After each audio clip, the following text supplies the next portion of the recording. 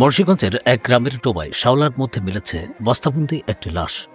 সেই বস্তার মধ্যে গলে হাড়হাড্ডি বেরিয়ে গেছে। শ্যাওলার নিচে চাপা ছিল। শ্যাওলার মধ্যে দিয়ে বস্তাটি কিছুটা দেখা যাচ্ছে। খবর পেয়ে পুলিশ ও সেনা সদস্যরা আসলে তাদের উপস্থিতিতে তোলা হয় লাশটি।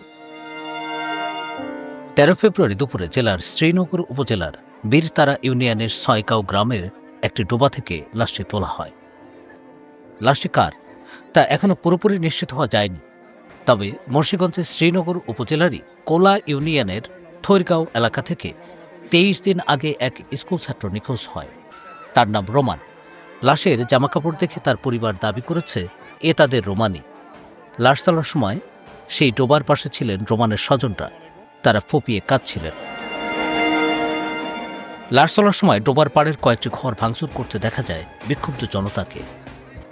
সিরাজদিগঞ্জ সার্কেলের সহকারী পুলিশ সুপার ইমরান খান বলেন, মেডিকেল পরীক্ষা করে লাশের পরিচয় শনাক্ত করা হবে।